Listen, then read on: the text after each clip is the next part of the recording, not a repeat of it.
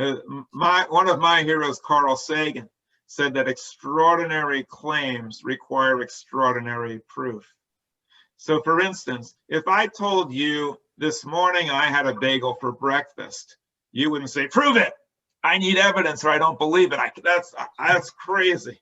But if I told you this morning I ate a bagel on Mars, you would probably not believe me just because I said it, unless I came up with some incredible, extraordinary proof, like a picture of me on Mars eating a bagel. And even then you say, you doctored that picture, I don't believe it. So my question to you is, you maintain that God wrote the Torah.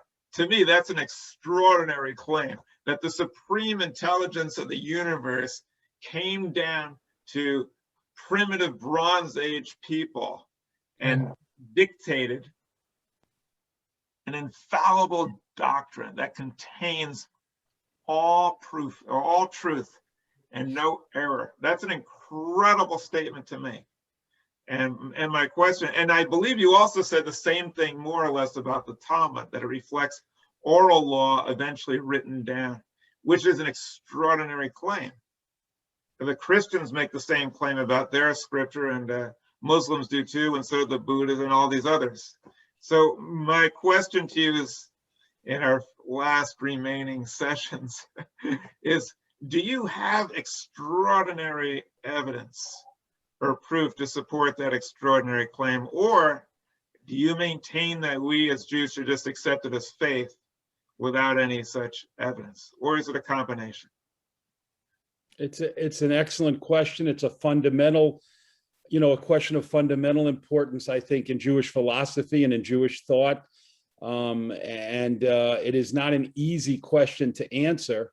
I think that ultimately, and I'll talk in a moment a little bit about proof in that sense, but I think ultimately every Jewish person really has to, I think, has an obligation as a Jew and as a descendant of the people of the book, of the people of the Torah, has an obligation to think about that question, to ponder it, to read, to study, to research, to become as familiar as he or she can with the words of the Torah. Because if a person doesn't read the Torah and study the Torah and think about it and really research its own words and the questions and historical issues there, then it's hard to express any kind of opinion about, and you can't express an informed opinion and a reasonable opinion. So I think you used the word gift previously. I think one of the gifts that we've received as Jews, as individual Jews, is the gift of the Torah and the ability, the free will, the free choice, the ability to say, hey,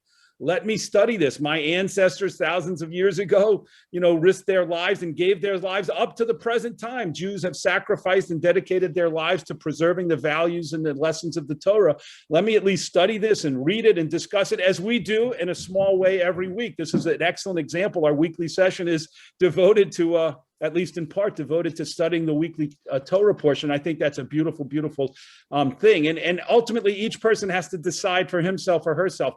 I think it would be naive and disingenuous for me or anyone to say, hey, you give me 5 minutes, I'll prove it to you and you'll see, absolutely, this is all true. This is all, things don't work that way. Shifting over to the actual content of the question. Rabbi Kahn, by the way, I'll be glad to give you 10 minutes if you'd like.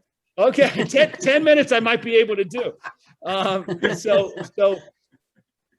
To me, the starting point of believing in the ideas expressed in the Torah, the starting point is belief in a creator. And that to me is the fundamental question that every human being, not just every Jew, that every human being should ask themselves and really think seriously about. And that is, we live in a world where there is absolutely no doubt that there are almost unlimited signs of design and planning in the world. Any scientist, any mathematician, any reasonable thinking person would say, you don't come up with a one-celled organism without being amazed at the planning and the design and how it can reproduce itself, and much less a plant or a tree, much less an animal, and then a human being. The incredible precision of all of the systems at work in the human being that allow us to see, to think, to smell, to hear, to taste, to reproduce, to live, to function are absolutely extraordinary. But then the question becomes, well, if we seem to be designed and formed in this way, isn't that proof of a designer and a creator who had extraordinary abilities beyond anything that science can imagine, or anything that human beings can do? And some people say, yes, that this does.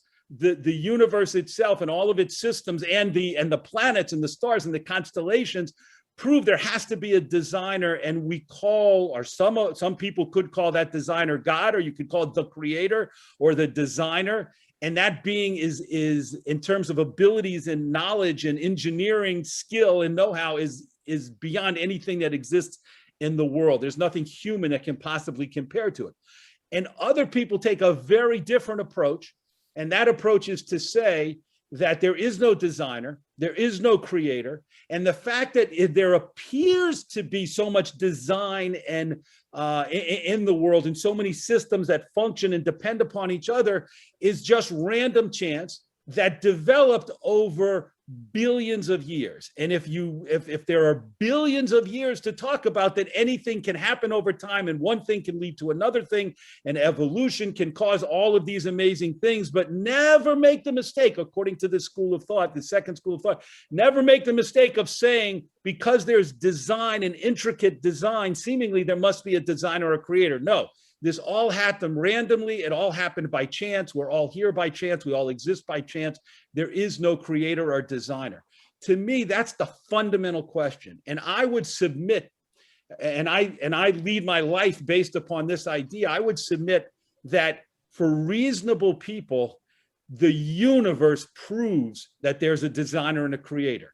Now, there's a big step to go from that statement to say, and this creator came and revealed himself to the Jewish people and spoke to Moses and dictated the laws of the Torah. That's a very big step. And if a person says to me, I kind of get where you're going with the design and everything, and I understand that, and wow, that's a lot to think about, but that doesn't prove that this designer and creator wrote the Torah, dictated the Torah. I can see that's absolutely true. When you shift over to looking at the Torah, then to me, the issue becomes, does it make sense to say that a book from thousands of years ago that contains so many projections and predictions that have played themselves out in history in miraculous ways, apparently miraculous ways, all the way up to modern time with the rise of the state of Israel, talked about and predicted thousands of years ago, and the Torah and the books that followed it, you have to think about that. You have to wonder about that. Really? Thousands of years ago, people said these things, these ideas, and we're still inspired by them, and things have played out that no one would ever have predicted. The return of the Jewish people to their land in 1948, no one would have predicted that that was a possibility and that that was going to happen in modern times, and that they would rebuild the Commonwealth that they've rebuilt with such incredible success.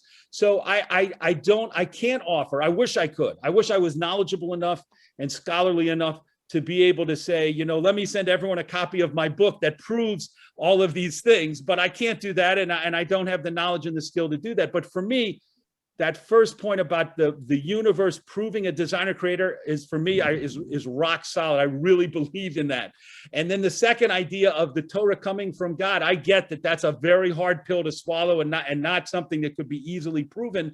But I do think it's more balanced than that. There are a lot of things to think about that could lead a person to move in that direction, and have obviously led a lot of Jewish people and other religions as well to believe. I mean, Christianity and Islam both assert the truth of the Torah as being a document that was originally true, and then God added things later on and changed his mind in certain ways later on, which is also kind of fascinating that they believe that our book is true, and they assert that in their own religion. So that's about as much as I can do with that question in this time period. Let me just share my point of view on that topic, and commend you also for providing a very lucid explanation about why you believe the way you do. And also, I think you presented a very good representation about the Orthodox point of view. As I've heard expressed by Rabbi Sachs, of blessed memory, and other Orthodox rabbis who I've listened to. Let me just speak about the first point that you made, that the universe and the earth seem to reflect a designer. Okay, I think that it reflects the exact opposite. There's absolutely no evidence whatsoever for a designer, and all the evidence goes the other way. All the evidence seems to reflect a lack of design, a lack of a creator. Let me just explain a little bit. Let's just take human evolution, for instance. Okay, humans, we haven't evolved too well. Our adrenal glands that control our emotions are much further developed along than our cognitive thinking processes of the mind, so that we're affected by our emotion more than our cerebral cortex. So we didn't do a very good job in evolving that way, because we're constantly fighting, killing each other, getting angry. So if we're going to be designed, we could have been designed in a way that would have made us a little more peaceful and less lethal. Also, if we were designed, it's hard to understand why do we have a tailbone? The tailbone indicates that we evolved out of primates and used to have a tail. Otherwise, there would be no reason for human beings to still have a tailbone, unless we obviously evolved from primates that had a tail. There's also no reason why a designer would have given us an appendix. The appendix does us no earthly good. All it does is once in a while it explodes and kills us. There's really no good reason why a designer would give us an appendix. If you look at evolution, you understand why, because when we ate raw meat, the appendix came in handy, but now it doesn't do us any good, it only hurts us. It's also hard to understand why we get goose pimples and our hair seems to stand up, because mammals make their hair stand up to appear bigger, but we don't even have any hair. So we're just trying to scare somebody with a relic of the past that doesn't really do us very much good. It's also hard to understand why, if we were designed, we would have bad backs. Why do we get bad backs when we're older? That's obviously a vestige of walking on all fours. And because we evolved to walk upright, it caused us to have bad backs. A good designer would have designed us in such a way that we wouldn't have a bad back. Also, a good designer wouldn't have given us the same tube for swallowing and breathing so we can choke to death. A better designer would have designed us in a way that there were two separate tubes so we wouldn't choke to death. And a better designer could have designed us in many, many ways.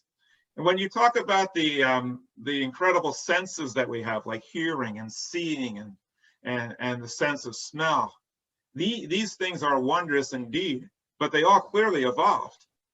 I mean, you can look back at the fossil record and you can see eyesight going from extremely primitive, where organisms could only perceive light and dark, and they could sort of move towards the light, and then gradually they could make out better shapes until vision evolved to what we have today. Same thing with our ears, and same thing with our ability to sense pain. I mean, all of these things clearly evolved. By the way, it was not done, as you say, by random chance. There's absolutely no random, the evolution doesn't happen by random chance. Evolution happens by natural selection, in which the raw materials are random, but what appears to be the design is actually the result of natural selection, which gets rid of the bad and preserves the good.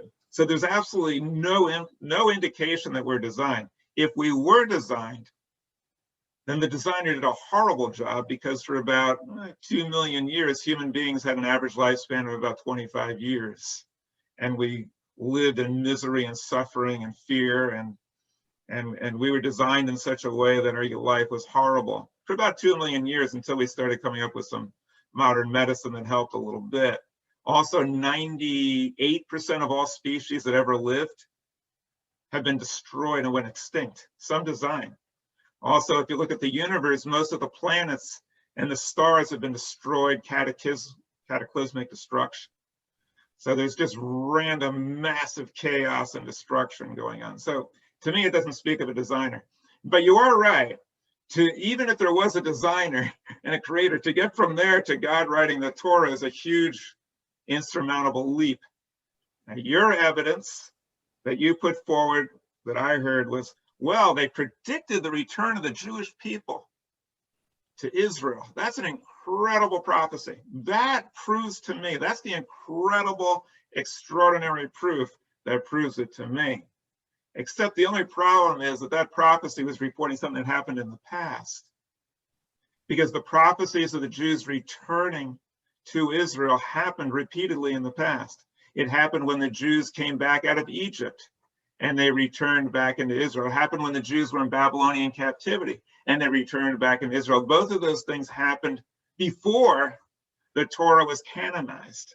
So what you're talking about is not a prophecy at all. You're talking about somebody saying something that already occurred.